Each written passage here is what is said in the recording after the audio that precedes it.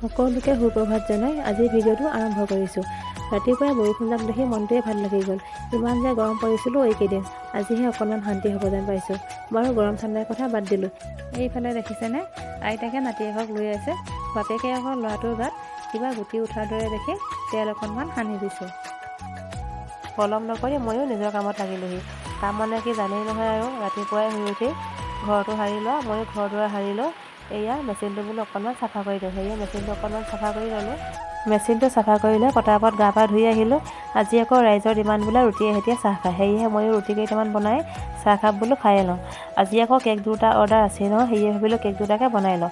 পিছে আজি দুটা কেকৰ অৰ্ডাৰ নাই, এটাহে আছে আৰু আনটো কাইলৈ আছে। কিন্তু কাৰেণ্টৰ বিল যিহে আহে, সেয়ে মই একেকোবে বোলো কেক কেইটা বনায়ে থওঁ। সেইভাবে এয়া কেক বনোৱাত লাগি গ'লোঁ। কেকটো জ্বলি নাযাবৰ কাৰণে আকৌ বাতিটোৰ ওপৰত এনেকৈ কাগজ দুখন পাৰি ল'লোঁ। এতিয়া আকৌ ইয়াতে মই ৰিফাইন তেল অকণমান দি সানি লৈছোঁ। কেকৰ মিশ্ৰণখিনি বনোৱাৰ আগতে কেক বনাবলৈ লোৱা বাতিকেইটা কিন্তু প্ৰথমে ধুনীয়াকৈ সাজু কৰি থৈ ল'ব দেই। দেখিছেনে, বাতিকেইটাত মই ধুনীয়াকৈ ৰিফাইনখিনি এনেকৈ সানি ল'লোঁ।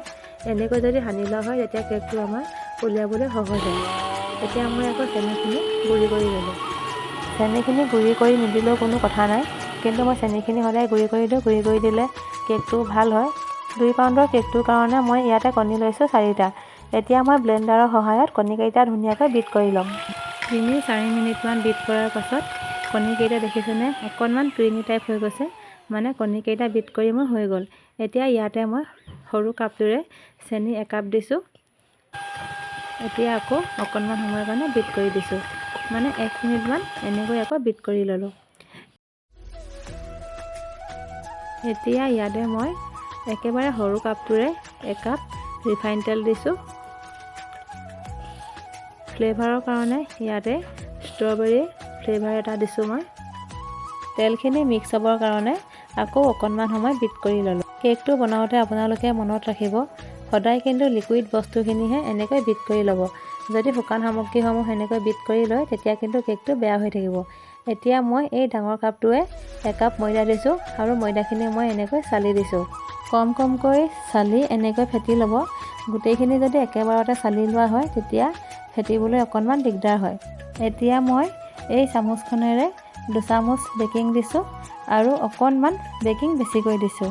বেকিংখিনিও এতিয়া মই আকৌ ধুনীয়াকৈ চালি ল'লোঁ। এতিয়া আকৌ অকণমান ফেটি দিম।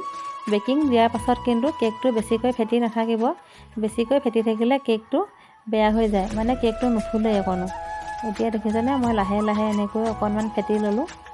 অকণমান টান নিচিনা হোৱাৰ কাৰণে ইয়াতে আকৌ অকণমান পানী দি পুনৰবাৰ মই আকৌ ফেটি ল'লোঁ। দেখিছেনে কেকৰ মিশ্ৰণখিনি কিমানটো লিকুইডকৈ ৰাখিছোঁ। ইমানটো জোখত ৰাখিলে কেকটো ধুনীয়া হ'ব।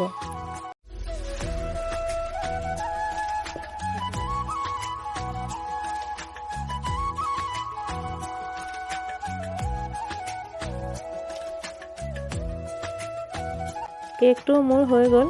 আইচিং কৰিবৰ কাৰণে অকণমান ঠাণ্ডা হ'বলৈ দিছোঁ। আৰু আজিৰ ভিডিঅ'টো ইমানতে সামৰিছোঁ দেই। Bye bye.